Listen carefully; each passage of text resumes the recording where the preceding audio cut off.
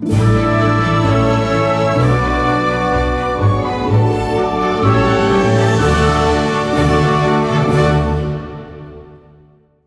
afternoon and welcome to the latest results show in the Concours Virtual presented by Haggerty.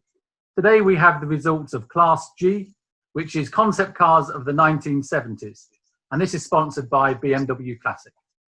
Joining me on my right is David Lillywhite, who's co-chair of the Concours, and with us also is Massimo Delbo, who was the chief judge in this particular class.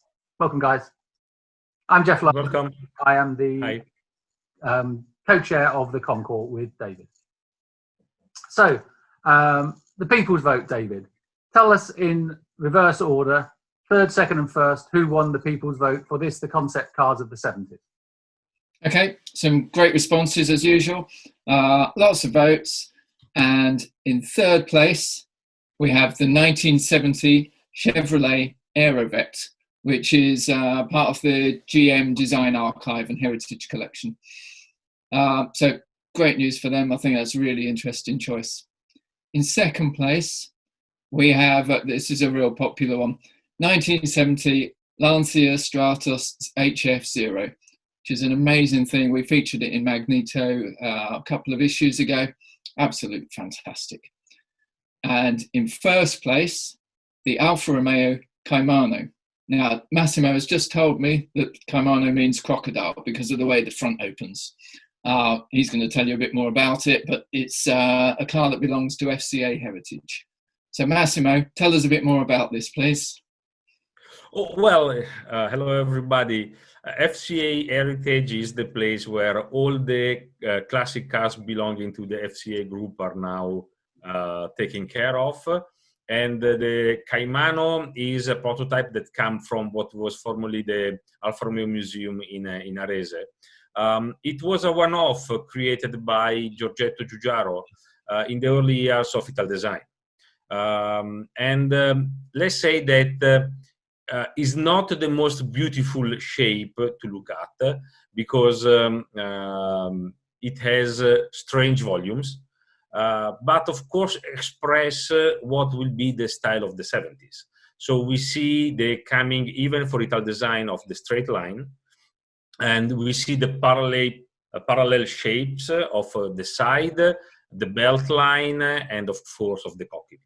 Being a one-off show car, of course, has to be a little bit extreme to provoke in a certain way, but another one was showing what would have been the trademark of the style for the future. And if you look the way the belt line and the side line of the car, of the Caimano goes, you can recognize that Giorgetto Giugiaro will use the same concept for the first Golf, the Golf Mark I.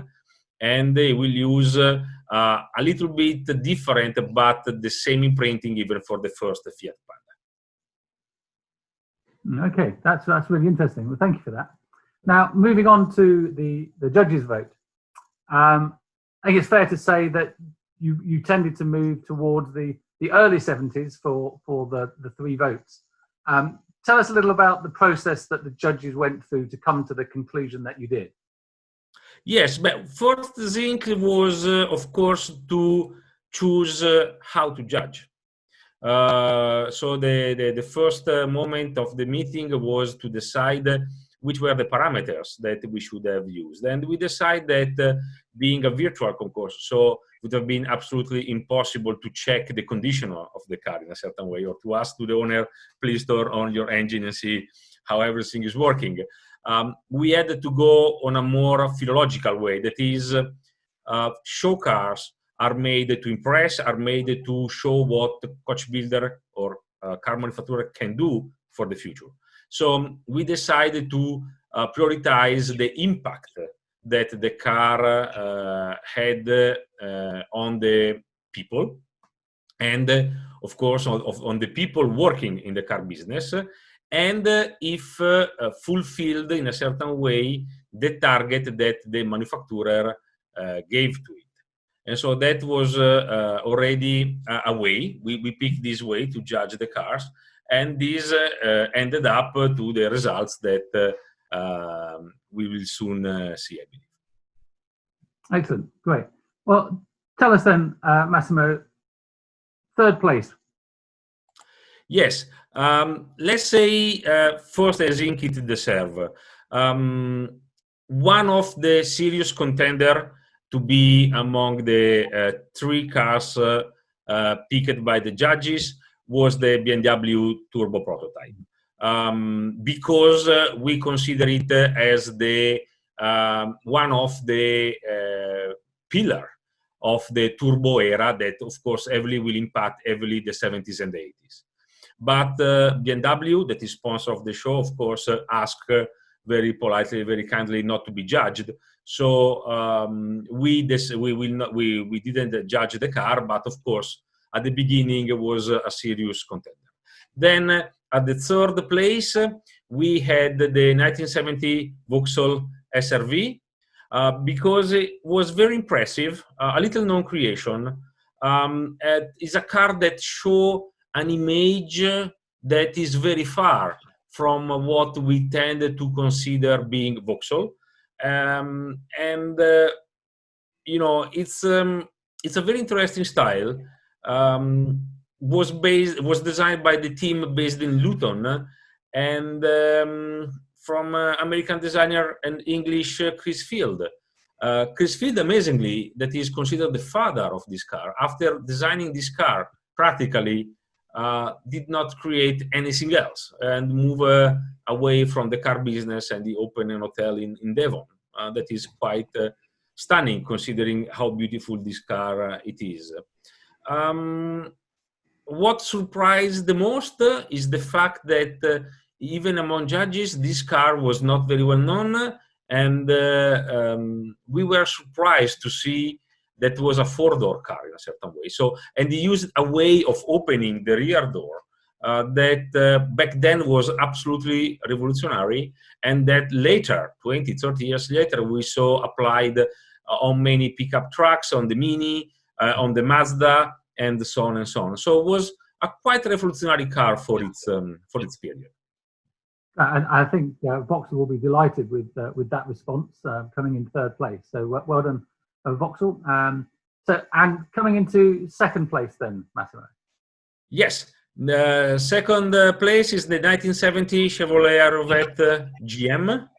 It was a decision linked to the fact that, amazingly, we see that it was a long term dream of Chevrolet to have a middle rear engine Corvette.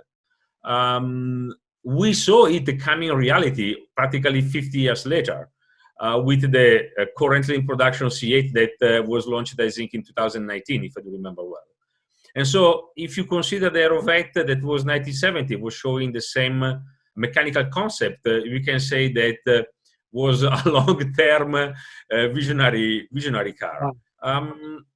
The Aerovette, let's say, that showed for sure an impressive style for what was a quite traditional car manufacturer. That was Chevrolet, and you see that the car was really put together, making the dreams of several departments or several designers merging together, including the fact that in one stage it was equipped with a four-rotor GM rotary combustion engine, so the Wankel engine, and showing again that it was not only innovative as style, but was innovative even as a mechanic.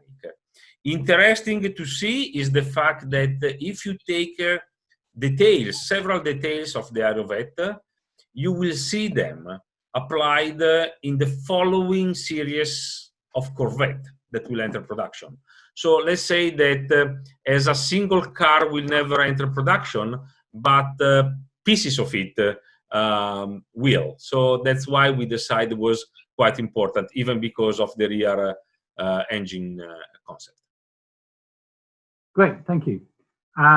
So far we've had two 1970 cars, third and second, in the people's vote We had two 1970 cars, third and second.